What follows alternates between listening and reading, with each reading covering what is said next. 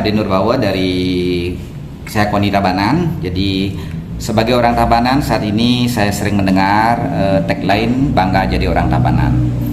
Jadi itu sebenarnya tagline yang bagus, dan kalau kita coba kupas lebih jauh, tentu bangga jadi orang Tabanan itu artinya kita dituntut untuk mengenali terlebih dahulu tentang apa itu Tabanan. Jadi Tabanan dalam arti yang luas.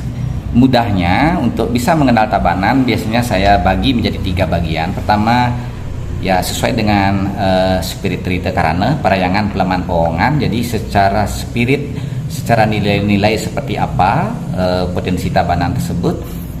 Dari segi kewilayahan tentu pelemahannya seperti apa, dan juga masyarakatnya Pawongan seperti apa. Jadi 3 bidang Parayangan Pelemahan Pawongan itu tidak bisa dilepas. Dia satu kesatuan yang bisa kita jadikan tolak ukur atau barometer atas rasa bangga kita terhadap daerah kita di Tabanan.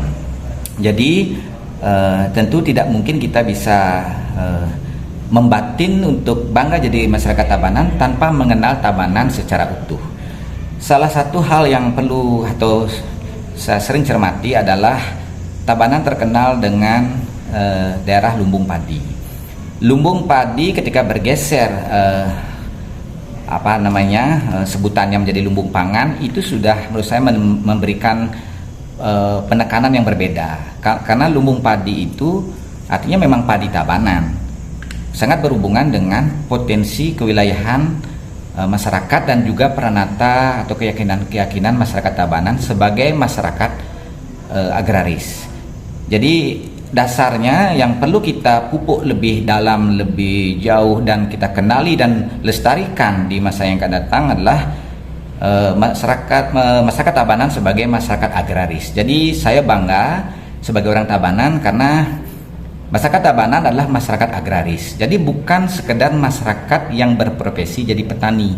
Jadi masyarakat agraris itu tidak selalu berarti berprofesi sebagai petani, ya. Karena agraris itu ada sosiokultur di situ, sosioreligius. Jadi dalam gambaran saya, bangga jadi orang Tabanan dalam konteks masyarakat agraris adalah masyarakat yang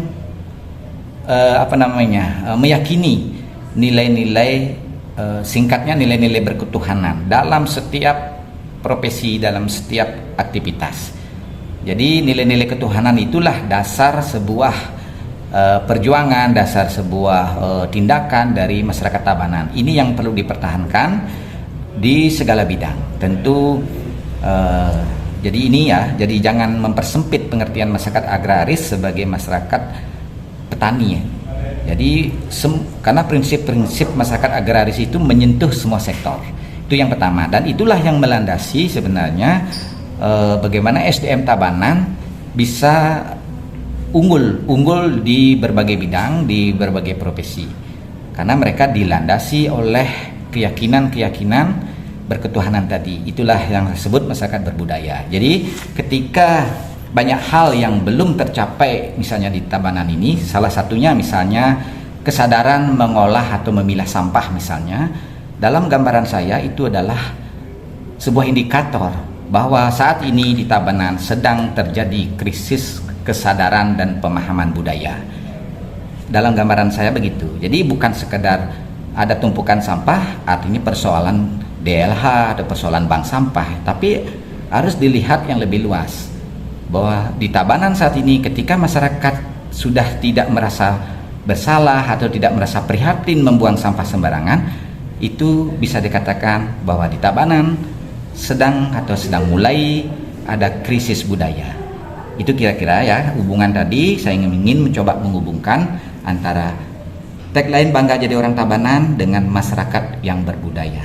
Jadi ini yang harus dipertahankan ke depan, Tabanan sebagai masyarakat berbudaya. Karena itu adalah ideologi kehidupan masyarakat yang menjunjung nilai-nilai peradaban yang adiluhung, sehingga itu adalah modal yang sangat basic di segala aktivitas pekerjaan maupun profesi. Suara Tabanan, suarane semeton Tabanan. Suta.